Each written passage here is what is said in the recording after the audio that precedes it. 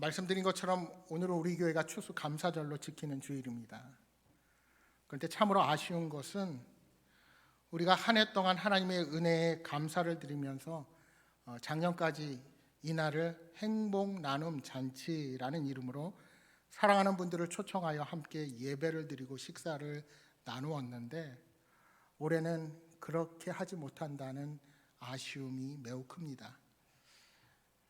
그러나 또 한편으로 생각해 볼 때 올 한 해를 돌이켜보면 이렇게 우리가 물리적인 거리를 두고라도 함께 예배를 드릴 수가 있고, 또 비록 이런저런 이유로 오늘 이 자리에 함께 하지 못하는 성도들도 온라인이라는 도구를 통해서 같은 시간에 장소는 다르지만 함께 예배 드릴 수 있다는 것에 감사를 드립니다.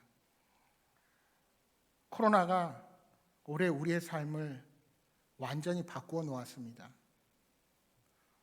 사실 세계 역사를 살펴보면 오랜 시간을 두고 인류의 전염병은 계속 이어져 왔습니다. 유스티아누스의 전염병은 6세기에 번졌고 그 당시 전 세계 인구의 절반인 5천만 명이 사망했습니다.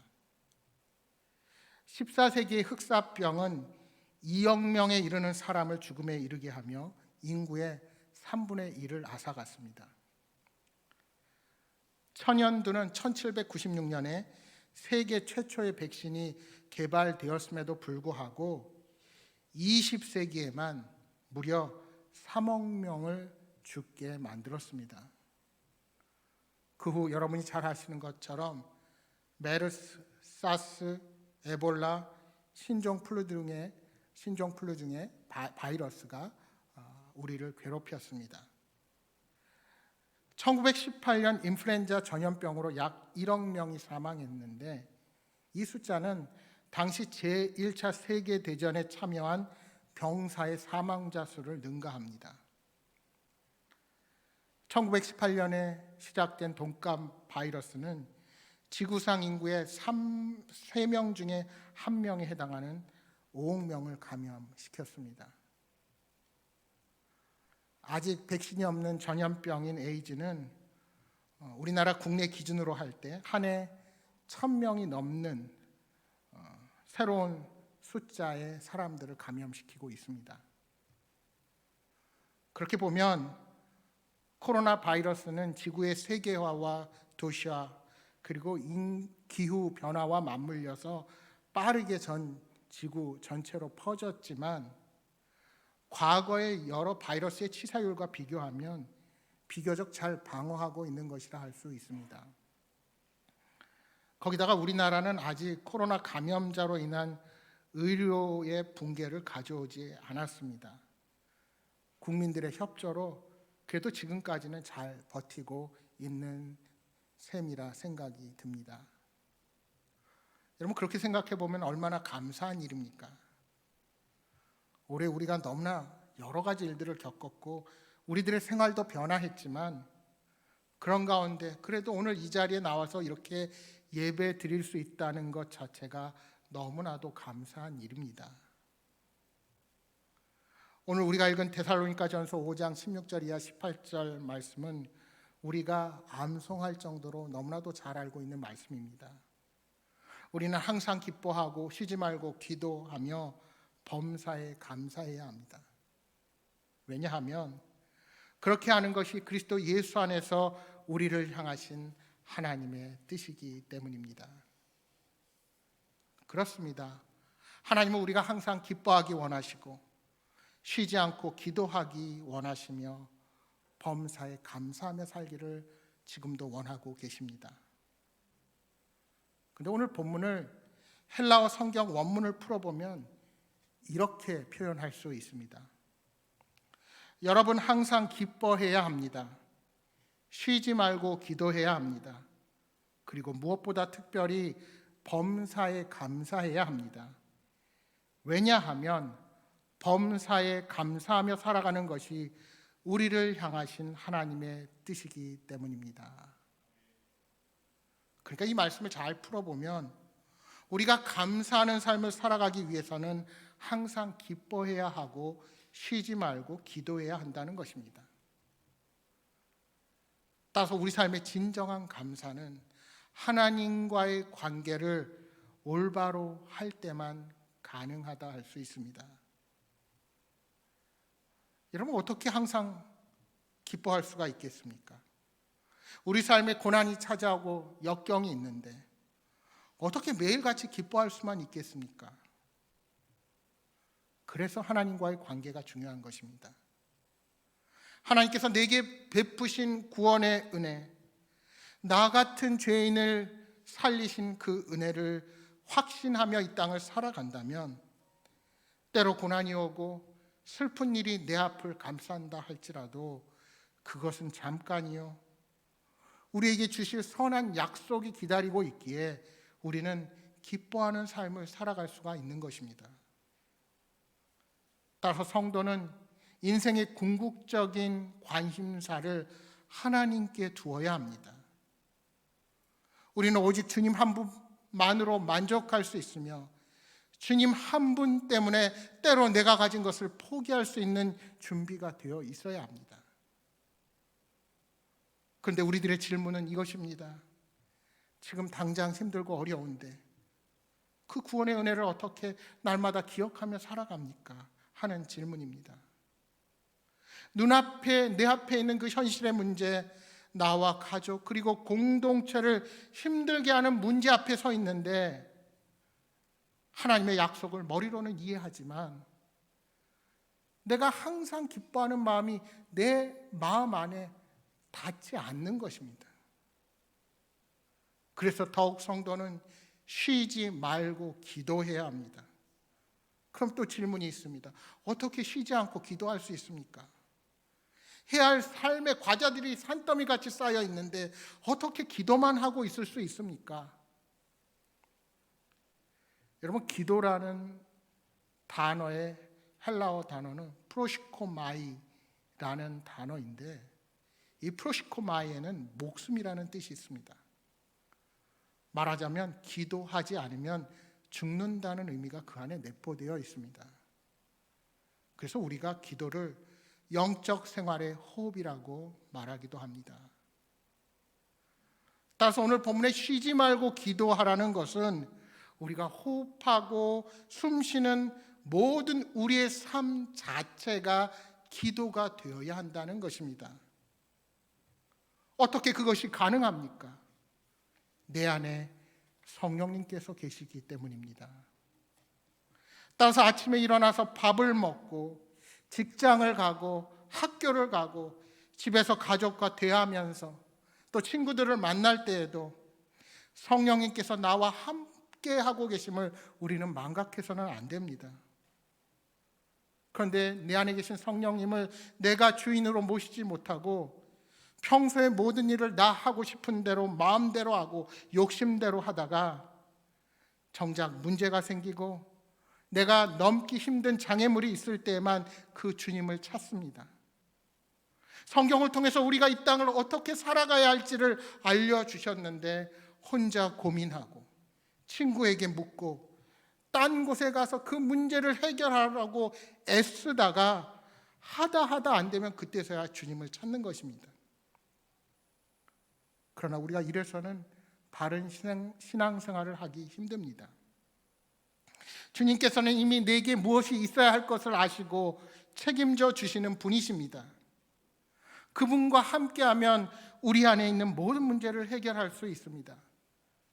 아니 혹 내가 주님과 함께하는데도 내게 있는 문제라면, 주님과 함께 있는데도 해결되지 않는 문제라면 그것은 문제가 아니라 나를 향한 하나님의 영광을 나타내기 위한 훈련의 시간임을 우리는 결코 잊어서는 안 됩니다.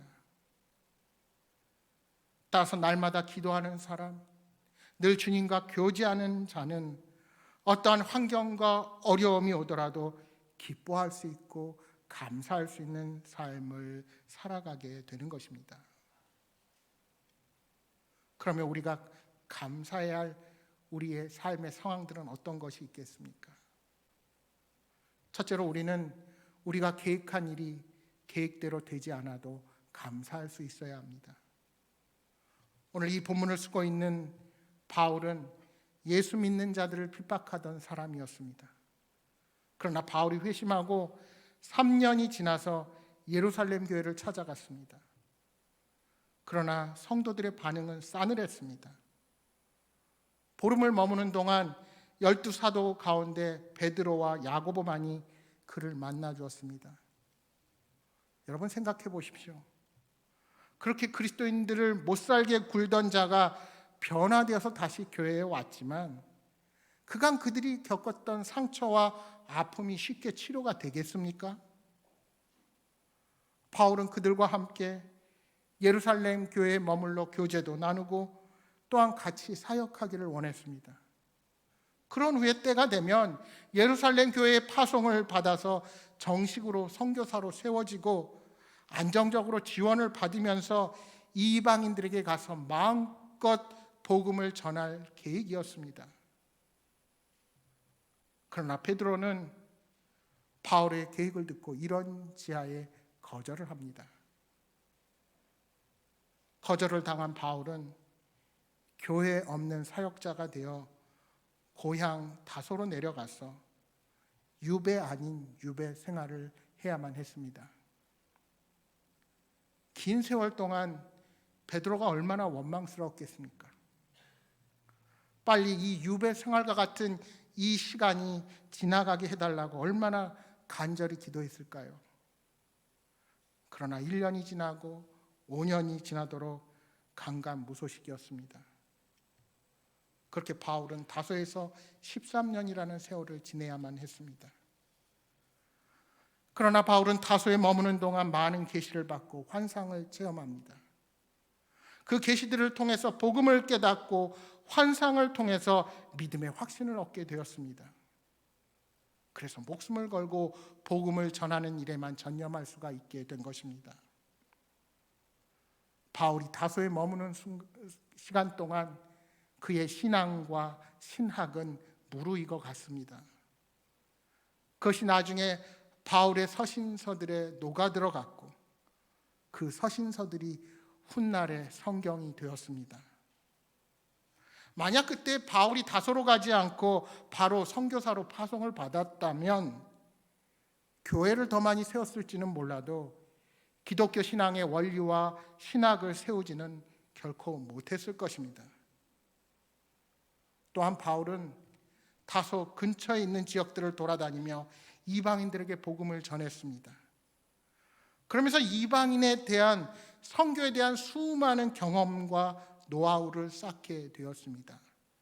그리고 이 모든 것이 훗날 본격적으로 선교 무대에 섰을 때 얼마나 큰 도움이 되었는지 모릅니다. 그러니까 하나님께서 바울의 계획을 이루지 못하게 하시고 다소에서 13년간 보내게 하신 데는 그만한 이유가 있었습니다. 바울에게는 아직 준비할 시간이 더 필요했던 것입니다. 회심만으로는 부족했습니다. 더 다듬고 훈련시키고 준비시키실 필요가 있으셨습니다. 결과적으로 바울의 뜻대로 되지 않은 것이 바울에게는 더 잘된 일이었습니다. 원망할 일이 아니라 감사의 조건이 된 것입니다. 목회를 하면서 올 한 해처럼 가장 힘들었던 것은 어떤 계획도 뜻대로 이루지 못했다는 것입니다. 이렇게 세워놓은 목회 계획들이 허무하고 아무런 소용이 없다는 것을 올해처럼 경험한 때가 없었습니다. 그러나 분명히 알기로는 계획대로 그 뜻이 이루어지지 않아도 하나님의 선하신 뜻을 알기에 그 모든 것이 감사할 일이라는 것입니다. 따라서 두 번째로 하나님께서 길을 막으실 때에도 감사할 수 있어야 합니다. 바울은 고린도에서 사역할 때 로마서를 기록했습니다. 로마는 고린도에서 그다지 멀지 않습니다. 배로 며칠만 타고 가면 로마에 갈 수 있습니다. 그런데 그곳에 그렇게 방문하고 싶었는데 길이 막혀서 가지 못했습니다. 바울은 데살로니가 교회도 방문하고 싶었습니다. 그가 데살로니가에 방문했을 때 3주밖에 머물지 못하고 떠나왔기에 늘 그 교회가 걱정이 되었습니다. 그러나 데살로니가로 가는 길도 로마로 가는 길처럼 막혀서 열리지 않았습니다. 그런데 그러한 이유로 바울이 로마서를 썼고 데살로니가 전후서를 써서 성도들을 위로할 수 있었습니다. 바울이 나중에 로마에 들어갔지만 가택연금 상태라서 마음대로 어디를 갈 수가, 움직일 수가 없었습니다. 그런데 여기저기서 바울이 세웠던 교회들이 어렵다는 소식이 들려옵니다. 옥에 갇히지 않았다면 단숨에 달려갈 텐데 그렇게 할 수가 없었습니다. 그래서 할 수 없이 편지를 써서 보내지요. 그것이 바로 옥중 서신이 되었습니다. 에베소서, 빌립보서, 골로새서, 빌레몬서 이렇게 해서 탄생한 서신서들입니다. 여러분, 리빙스턴 선교사는 본래 중국 선교사로 가려고 했지만 하나님은 그를 아프리카로 보내셨습니다. 우리나라에 처음 입국하였던 장로교 선교사 언더우드 선교사는 신학교 시절에 인도 선교사로 가려고 계획했었습니다. 그러나 하나님께서 미지의 땅 조선으로 그의 발걸음을 돌리셨습니다. 잠언 16장 9절에 말씀합니다. 사람이 마음으로 자기의 길을 계획할지라도 그의 걸음을 인도하시는 이는 여호와시니라. 사랑하는 여러분, 하나님께서 우리의 길을 막으실 때가 있습니다. 그러나 한쪽 문을 닫으시면 반드시 다른 쪽 문을 열어 놓으십니다. 따라서 하나님께서 인도하시는 길이 가장 좋은 길입니다. 그렇게 잠시 길이 막혀도 우리는 감사하고 기뻐해야 합니다. 따라서 세 번째로 우리는 고난 중에도 감사할 수 있어야 합니다. 바울이 루스드라에서 돌에 맞아 죽을 뻔한 사건이 있었습니다. 사람들이 바울이 죽은 줄로 생각하고 성 밖에 그를 버렸지만 그날 밤 그는 기적적으로 살아났습니다. 그리고 다음 날 더베로 들어가서 또 복음을 전했습니다. 그런데 이 광경을 처음부터 끝까지 다 지켜본 사람이 있었습니다. 여러분, 그가 누구입니까? 바로 그 동네에 살고 있던 디모데라는 청년입니다. 그는 예수를 믿는 기독교인이 되었습니다. 무엇이 디모데로 하여금 바울이 전한 복음을 받아들이고 예수님을 믿게 만들었습니까? 아마도 그것은 바울이 돌에 맞아 죽어가면서도 복음을 전하는 그 모습을 보았기 때문입니다. 디모데는 후에 바울을 따라 선교 여행에 동참합니다. 예수를 믿은 지 채 1년이 안 되어 주님을 위하여 자기 생명을 드리기로 결단한 것입니다. 바울은 돌에 맞아 죽어가는 당시에는 그가 당한 고난 앞에 매우 힘이 들었을 것입니다. 주님, 제가 주님을 위하여 이렇게 복음을 전하며 헌신하는데 왜 이런 고난을 당해야 합니까? 내가 왜 이런 고초 가운데 수모를 겪어야 합니까? 생각했을지 모릅니다. 그러나 바울이 후에 디모데를 만나고 그의 변화를 보면서 하나님께서 고난을 주신 이유를 깨닫게 되고 감사하게 되었을 것입니다. 사랑하는 여러분, 우리는 하나님께서 하시는 일을 다 이해할 수 없습니다. 그래서 우리는 인내해야 합니다. 신앙에 있어서도 항상 기뻐해야 하고 쉬지 말고 기도해야 하며 범사에 감사해야 합니다. 항상 쉬지 말고 범사에, 이러한 신앙의 요소들은 인내가 꼭 필요합니다. 왜요? 우리의 신앙은 하루아침에 이루어지지 않기 때문입니다. 성도의 삶은 한순간에 완성되지 않습니다. 오랜 시간 인내하며 신앙으로 행하며 서로 사랑으로 대해야 합니다. 그래서 찰스 스펄전 목사님은 이런 재미있는 말씀을 하셨습니다. 달팽이는 인내로 방주에 닿았다라는 말을 했습니다. 홍수 심판이 있기 전 노아의 방주에 올라타기 위해 달팽이는 인내로 기어서 방주에 닿았다는 것입니다. 에베소서 4장 13절 말씀에 우리가 다 하나님의 아들을 믿는 것과 아는 일에 하나가 되어 온전한 사람을 이루어 그리스도의 장성한 분량이 충만한 데까지 이르리니 하고 말씀합니다. 따라서 성도는 인내로서 모든 고난을 극복할 때에 예수님을 닮아가는 자로서 성숙하게 되는 것입니다. 하나님은 바울에게 많은 계시를 주셨습니다. 그러나 동시에 그가 해결하지 못하는 육신의 질병도 주셨습니다. 그래서 그는 평생 육신의 질병에 시달릴 수밖에 없었습니다. 육신의 질거 없이 그에게 복음의 능력만이 주어졌으면 얼마나 좋았을까요? 그러나 바울에게 이러한 육신의 질병, 가시를 주신 것은 그렇지 않으면 바울이 기고만장하고 교만해지기 쉽기 때문이었을 것입니다. 그래서 고린도후서 12장 말씀해 보시면 이 바울의 질병을 가시라는 단어로 표현을 하는데 이 헬라어 원문을 잘 찾아보면 말뚝이라는 그런 뜻이 있습니다.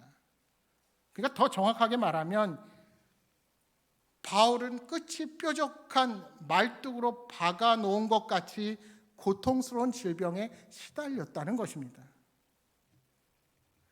누가복음과 사도행전의 저자인 의사 누가는 바울의 전도를 통해 복음을 듣고 기독교인이 되었습니다.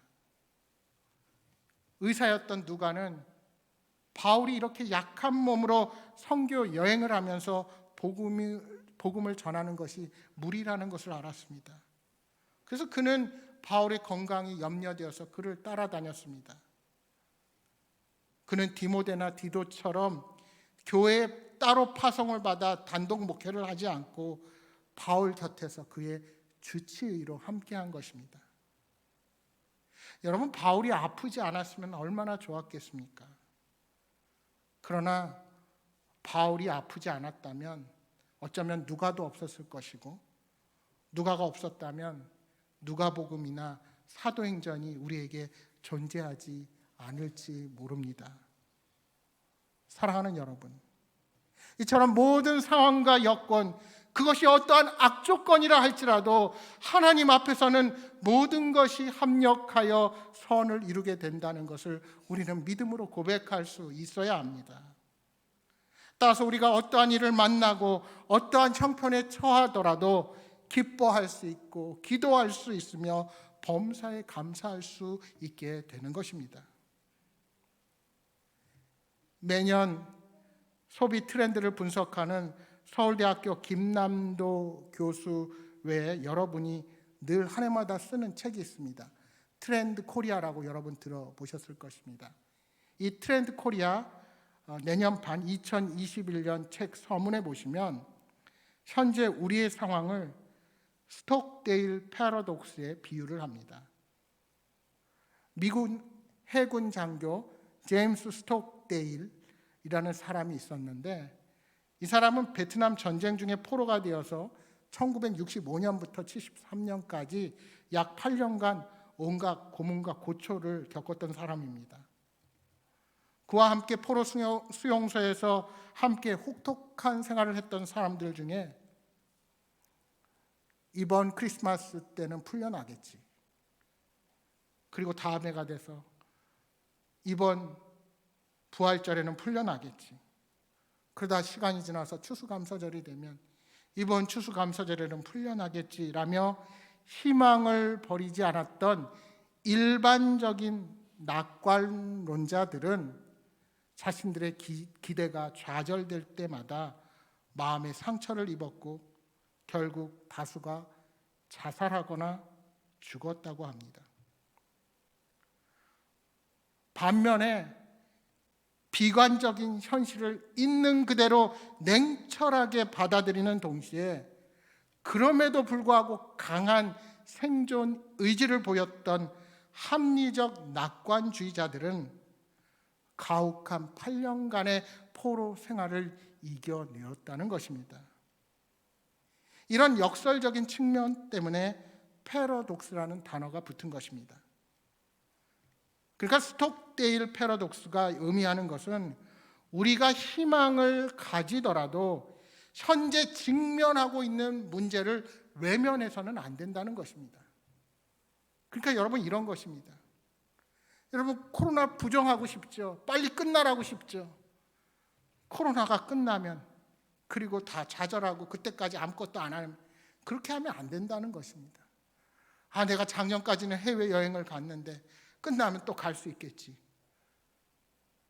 여러분, 백신이 개발되고 치료제가 개발돼도 코로나는 한참 더 간다는 게 전문가들의 이야기입니다. 그러면 현실을 부정하려고 하지 말고 받아들여야 합니다. 그럼 어떻게 해야 합니까? 그럼에도 불구하고 내가 이 코로나와 싸워 이기려면 우리는 새로운 대안을 찾기를 두려워하지 말고 도전해야 하는 것입니다. 따라서 이 팬데믹이 빨리 끝나겠지 하는 희망보다 우리에게 더 중요한 것이 무엇입니까? 이것이 우리가 생각한 것보다 더 오래 간다 할지라도 우리를 향하신 하나님의 선하신 계획은 결코 멈추지 않는다는 믿음의 확신을 갖는 것입니다. 바울에게도 계획하고 기도한 대로 되지 않는 일들이 많았습니다. 그런데 지나고 보니 하나님의 뜻을 이루기 위해서 바울의 계획들이 이루어지지 않게 하셨고 고난을 당하게 하셨으며 그의 기도에 응답하시지 않는 것이었습니다. 사랑하는 여러분, 때로는 하나님께서 뜻하신 바가 있어서 우리의 길을 막으실 때가 있습니다. 때로는 하나님의 더 크신 선하신 계획으로 인하여 우리에게 어려움을 당하게 하실 때가 있는 것입니다. 따라서 우리는 늘 기뻐하고 늘 기도하며 늘 감사함으로 주님 앞에 서야 하는 것입니다. 사랑하는 여러분, 이 감사의 계절에 마침내 우리의 삶을 열매 맺게 하실 주님을 신뢰하며 감사함으로 주 앞에 서시는 여러분 모두가 되시기를 주님의 이름으로 축복합니다. 기도하겠습니다.